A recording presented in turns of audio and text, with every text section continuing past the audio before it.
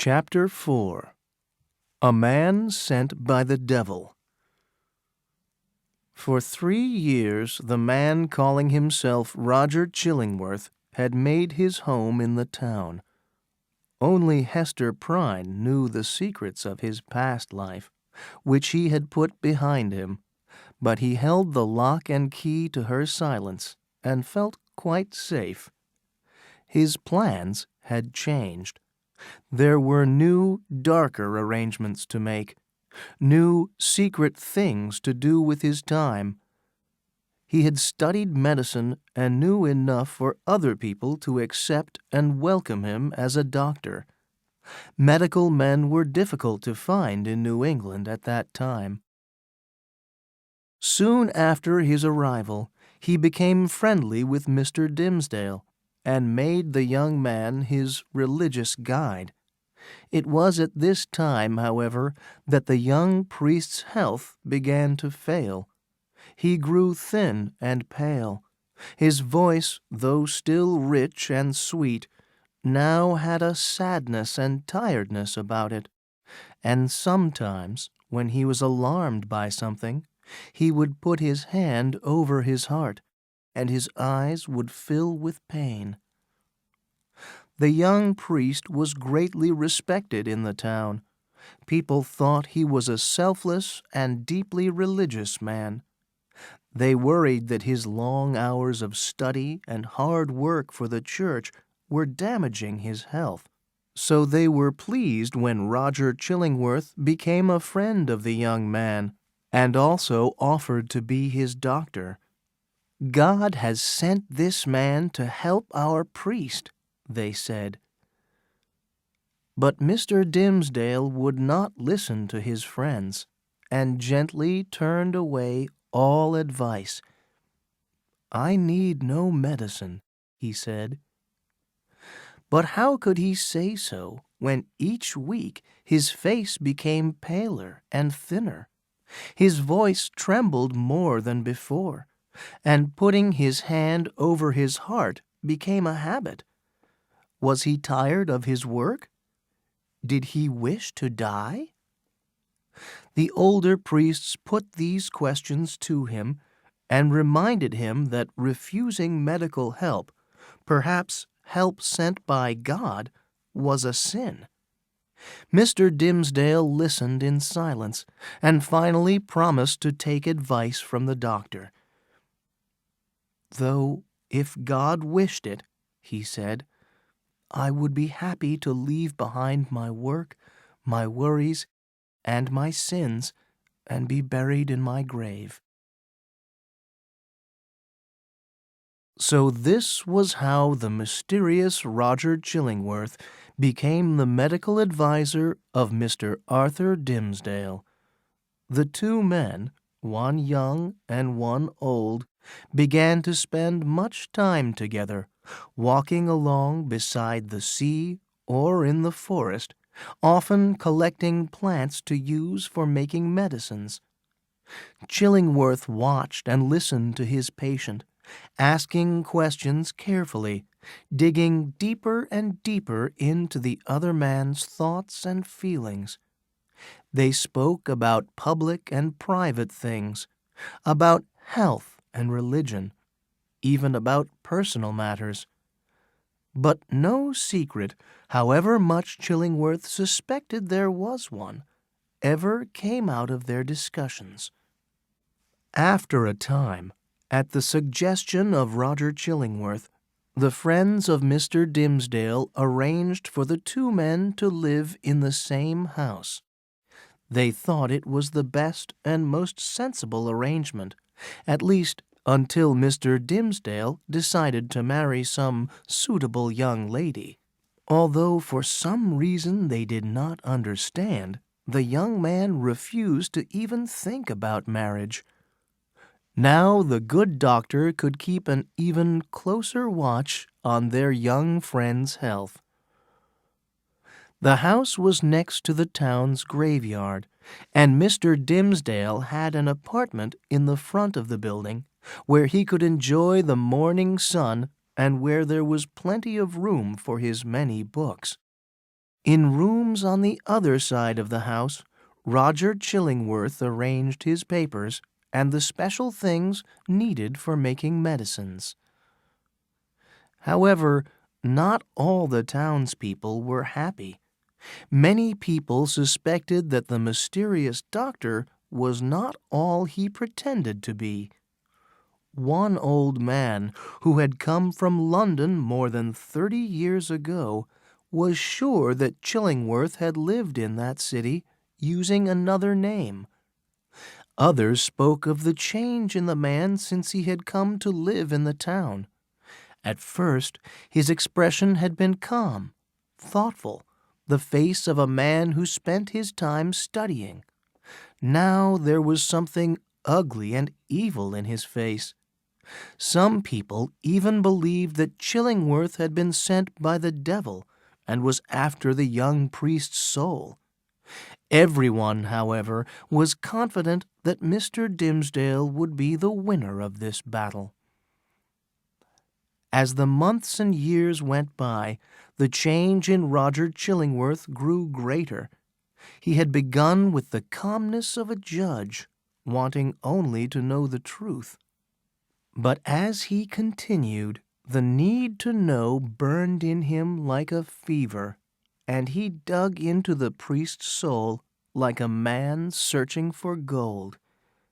And poor Mr. Dimsdale, sick at heart, too afraid to call any man his friend, could not recognize an enemy either.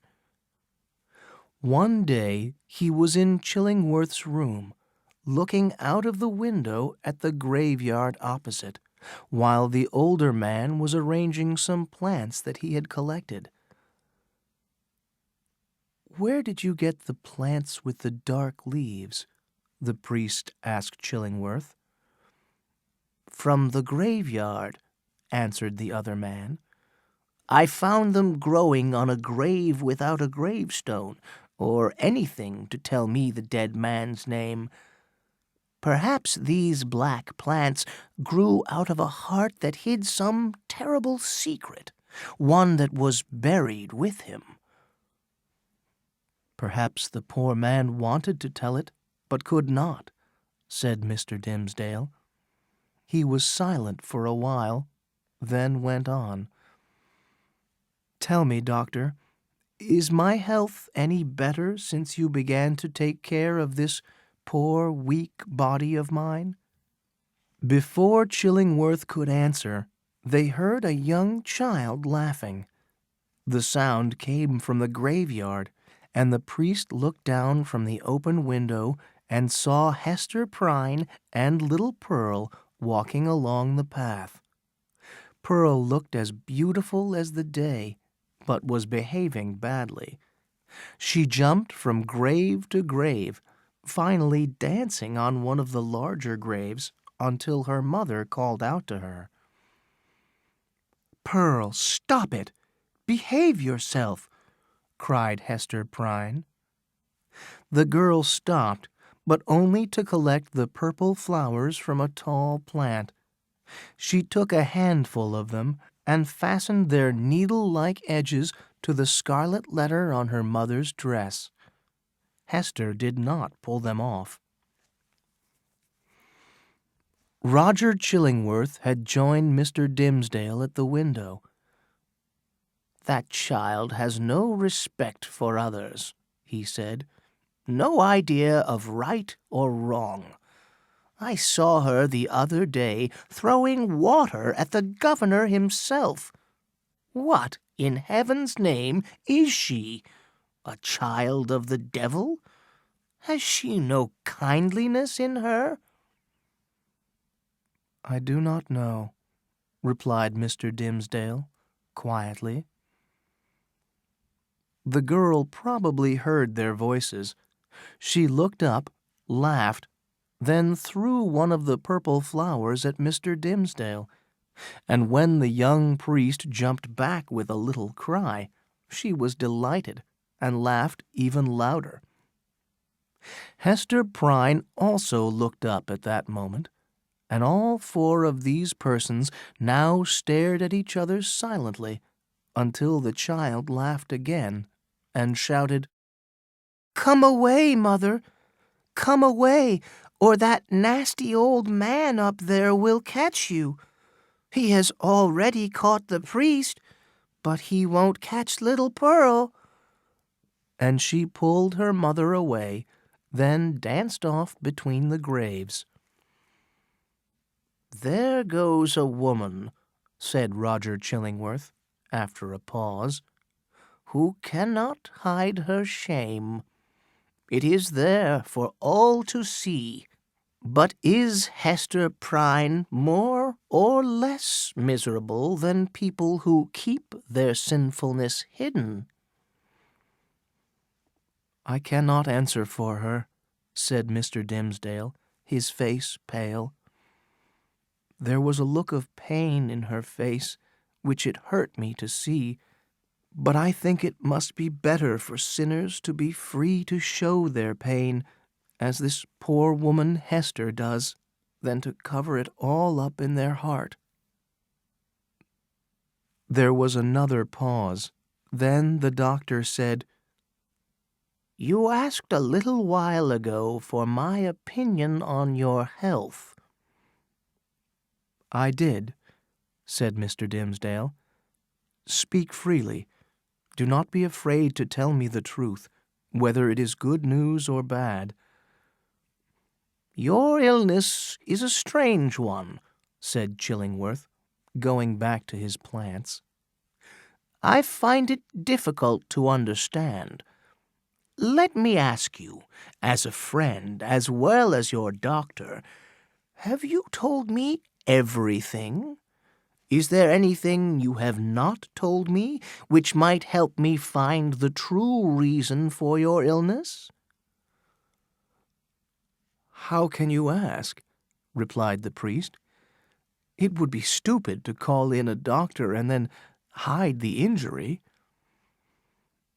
Roger Chillingworth stared hard at the other man's face. "Yes, but the injury or evil we can see is often only half the problem," he said. "Sometimes it is the sickness of a man's soul that is the reason for his sick body. And then how can a doctor help his patient to get better unless his patient tells him what is troubling his soul?"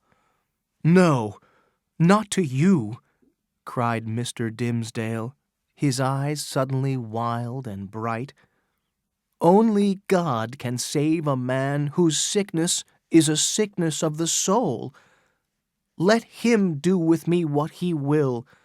But who are you to involve yourself in this matter? Who are you to stand between a sufferer and his God?" And he ran angrily from the room. Roger Chillingworth smiled to himself. "Nothing is lost. We shall be friends again. But look how his passion takes hold of him. He has done a wild thing before now, this godly Mr. Dimsdale, in the hot passion of his heart." Not long afterwards, as expected, the young priest returned and apologized. He asked his friend to continue to care for him, and the doctor agreed to do so.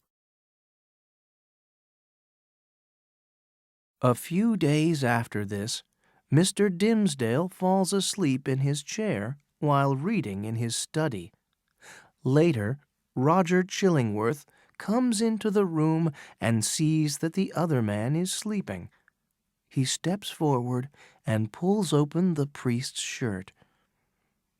After a short pause, he turns away, but with what a wild look of wonder, joy, and horror. Chapter 5.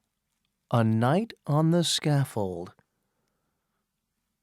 After this discovery, Roger Chillingworth's plan slowly changed. Although he appeared calm and gentle, without passion, there was inside him a deep, slow-burning cruelty, an evil wish to bring a terrible revenge on his enemy. The priest's guilty sadness was a weapon in his merciless hands. Every day he played, like a cat with a mouse, with the fear and the shame lying hidden in the young man's soul.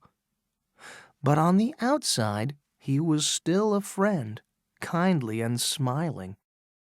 Arthur Dimmesdale could feel something evil watching him, but he did not know what it was.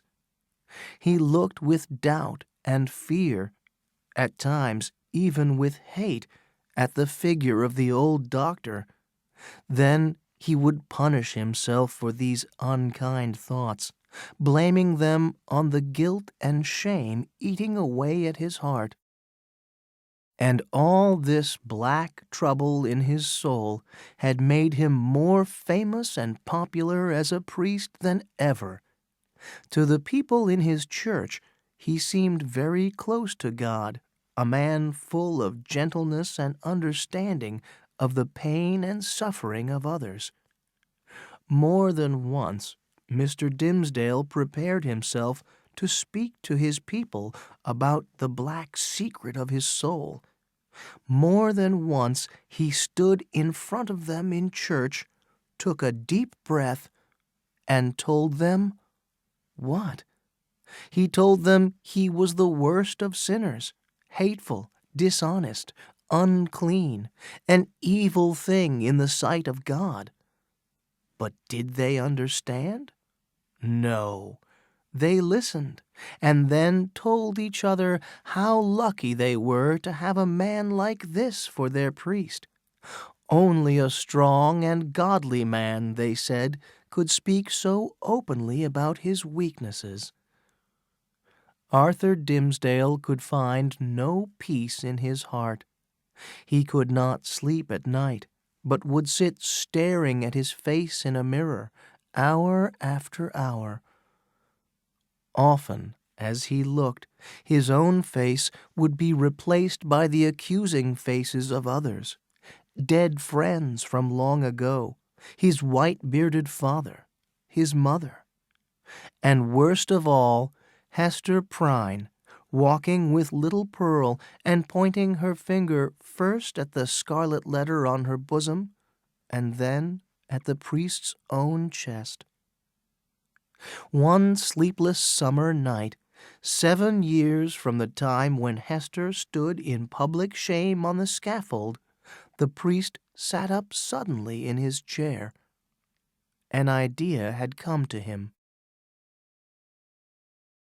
There might be a moment's peace in it, he said to himself, and softly went down the stairs and out into the night. He walked silently through the dark streets to the place of Hester Prynne's first hours of public shame, the scaffold. The priest went up the steps to the platform. It was midnight, and the town was asleep. Clouds covered the sky, and Mr. Dimmesdale could stand there until morning without fear of discovery. Why, then, was he here?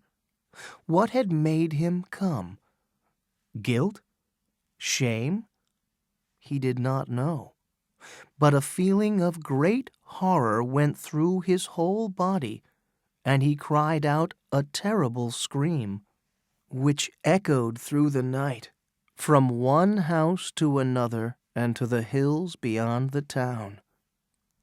"It is done," whispered the priest, covering his face with his hands. "The whole town will wake up and find me here." But the people of the town did not wake up, or, if they did, they imagined the cry was something which came from their dreams. When he heard no sounds of feet hurrying towards him, the young priest uncovered his eyes and looked around. At a window in Governor Bellingham's house, which was not far away, he saw the governor himself in his white nightshirt with a light in his hand. "He looks like a ghost," thought Mr. Dimsdale, and after a moment the light disappeared from the window. The priest became calmer. Then he noticed another light coming towards him along the street. As it came nearer, he saw that the person carrying it was the old priest, Mr. Wilson. "He has been praying at the bedside of some dying man," thought Mr. Dimsdale. And so he had. The old priest was now on his way home from the deathbed of Mr. Winthrop, who had just died.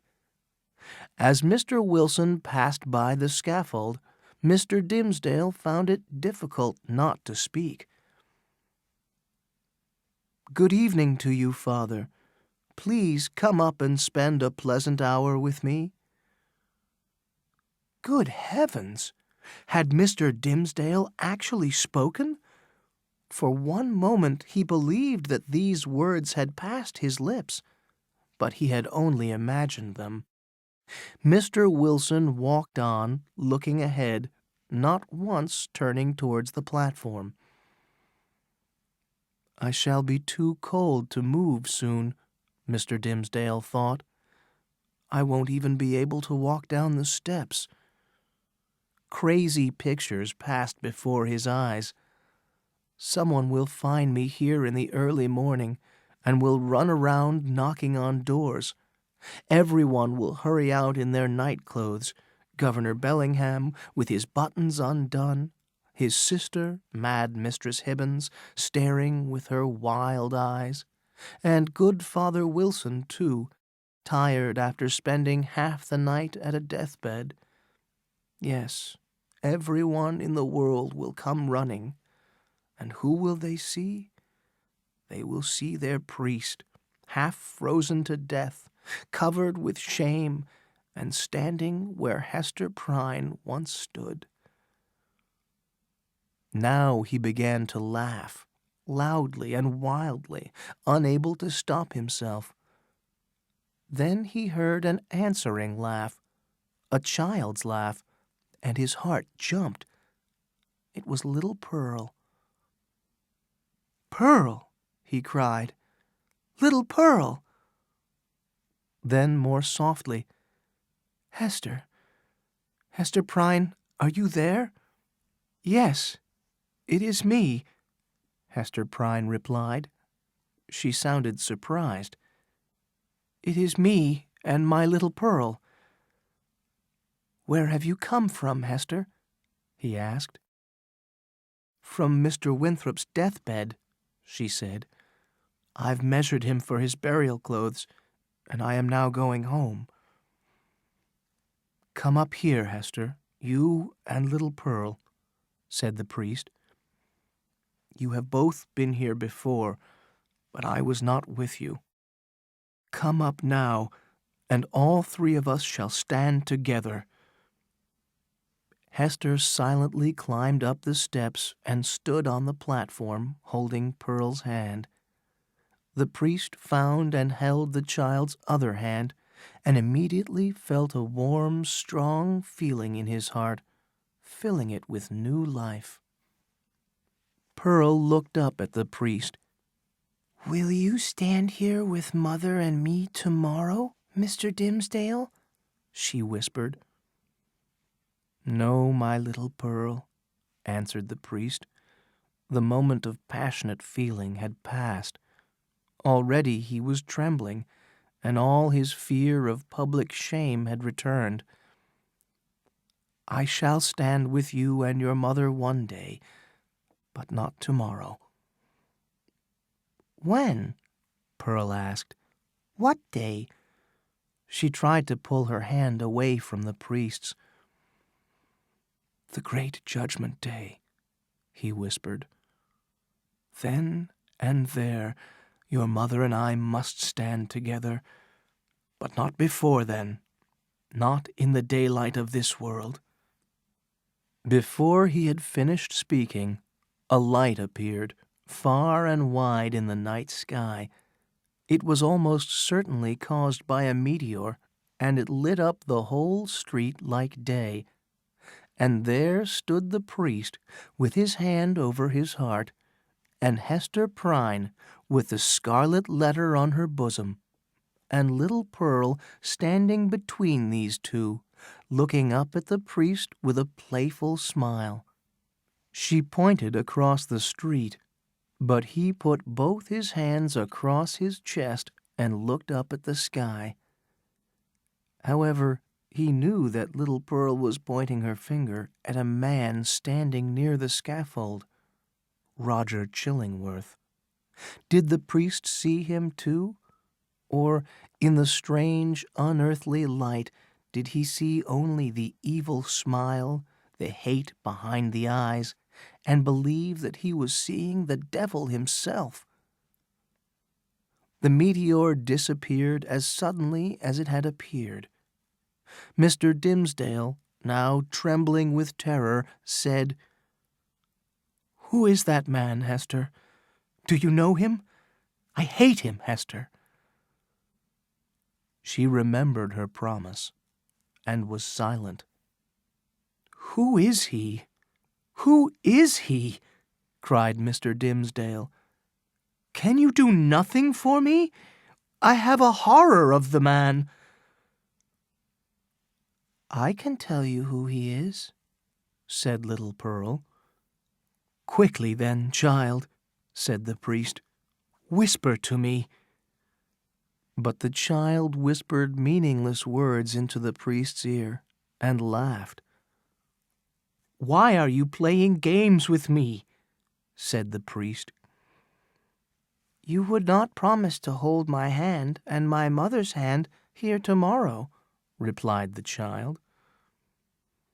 The doctor was now by the platform. "Mr. Dimsdale," he said, "have you been walking in your sleep? Come, my dear friend, let me take you home." "How did you know I was here?" asked the priest, fearfully. "I did not know," said Chillingworth. "I have been with Mr. Winthrop, doing what little I could for a dying man. Now I am on my way home. Come with me, please, or you will not be well enough to do your work tomorrow. You should not study so hard, good sir."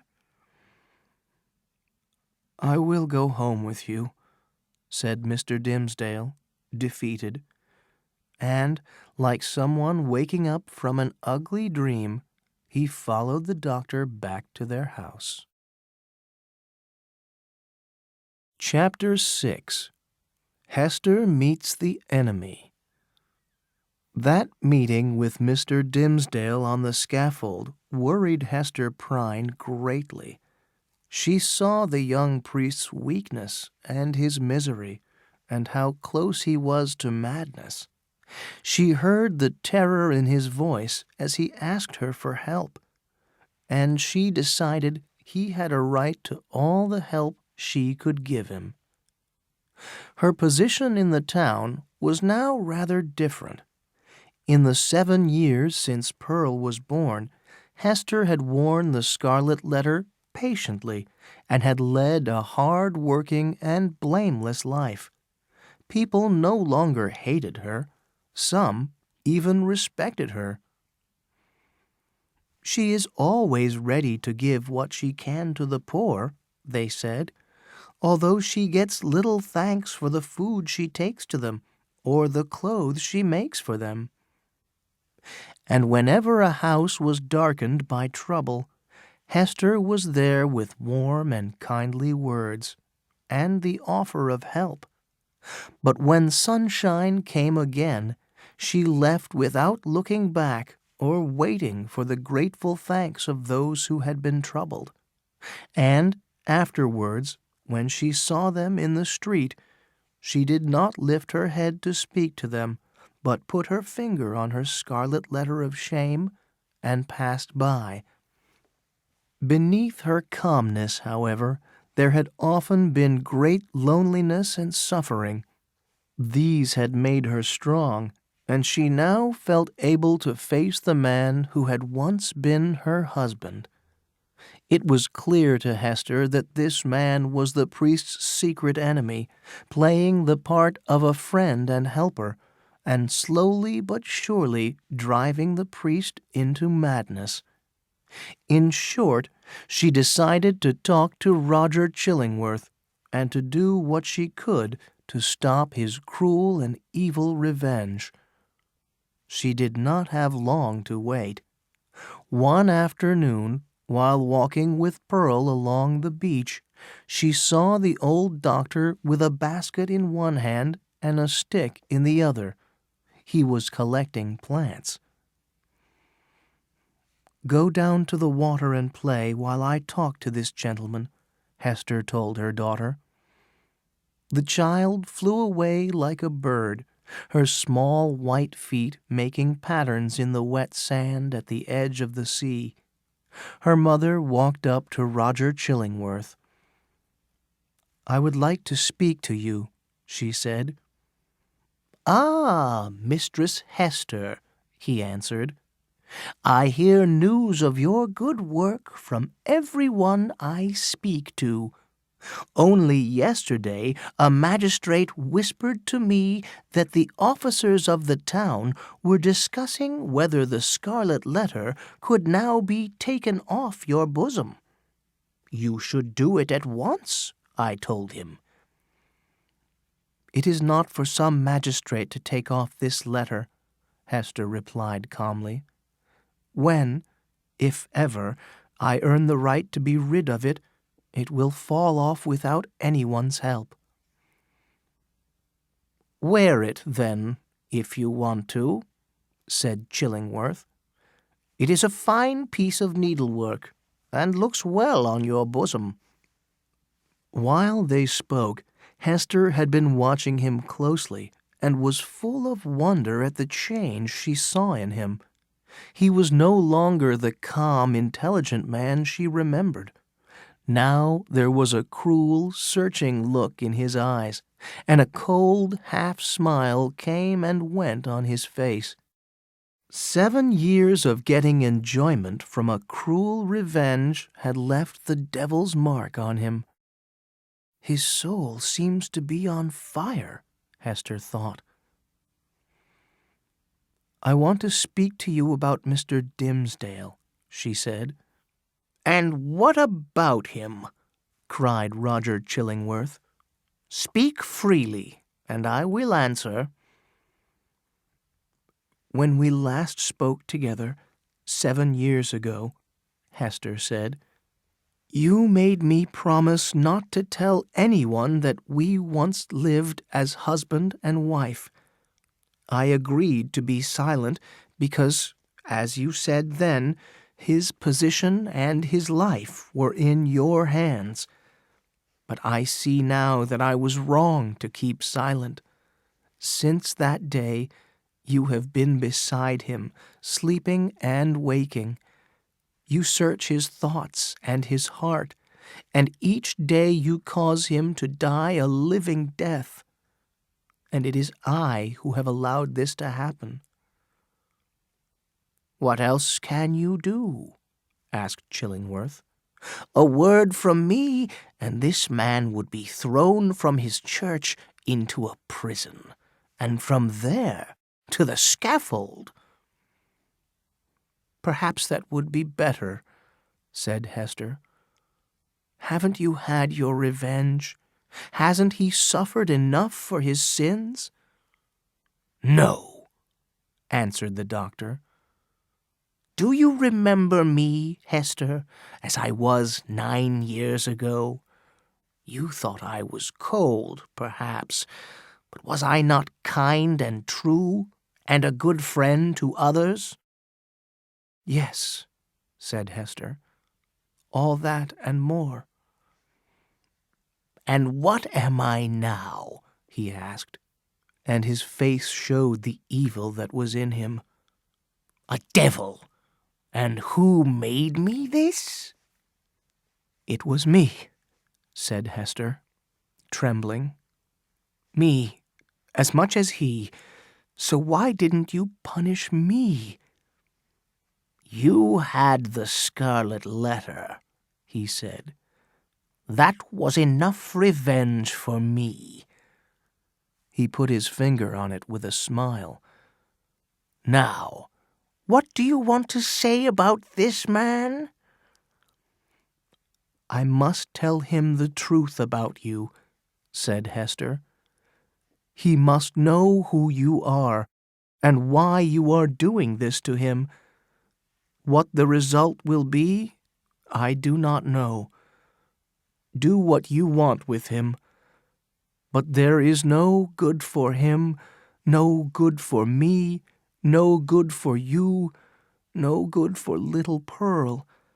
There is no path to guide any of us out of this misery." Roger Chillingworth stared at the tall, proud woman in front of him and heard the pain in her voice. Did he then remember the love he had once felt for her? "I am sorry for you," he said. "You were a good person, and you needed a better love than mine." "And I am sorry for you," said Hester, "and for the hate that has changed a wise and merciful man into a devil. Try to be human again. Forgive, and leave judgment to God." "That is not possible," replied the old man. "You planted the evil, and now its black flowers are growing. We cannot change the way things are." He turned and walked away, and a dark shadow seemed to follow him along the ground. Hester stared after him. "I hate the man," she whispered to herself. "How I wish I had never married him." She turned to look for her child. "Pearl, little Pearl, where are you?" The child had been busy while her mother had been talking. First she had played at the edge of the water. Then she had made little boats out of pieces of wood. Then, seeing some birds feeding on the beach, she had picked up some stones and thrown them until one little gray bird had flown away with a broken wing. For her last game, Pearl collected some grass and used it to make a letter A on her chest. "Will Mother ask me what it means?" she wondered.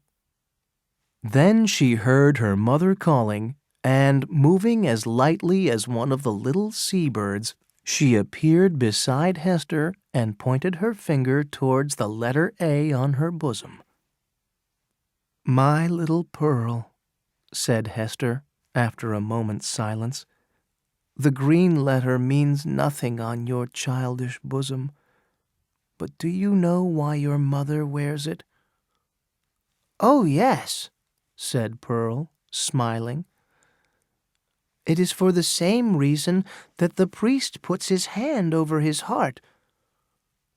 "And what reason is that?" asked Hester. "I don't know," replied Pearl. "Mother, what does this scarlet letter mean? Why do you wear it on your bosom? And why does the priest keep his hand over his heart?" Hester stared down into her daughter's black eyes. What should she say? The truth? No. If that was the price of the child's understanding, she could not pay it. "Silly Pearl," she said. "There are many things in this world that a child must not ask about. What do I know about the priest's heart? And as for the scarlet letter, I wear it for its gold thread." It was the first time that Hester had lied about the letter, and the child did not stop asking the same questions.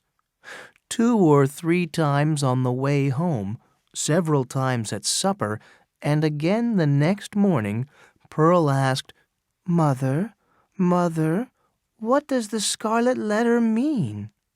And why does the priest keep his hand over his heart? Stop it, Hester said, in a sharper voice than she had ever used before. Stop it, or I'll shut you in the dark cupboard.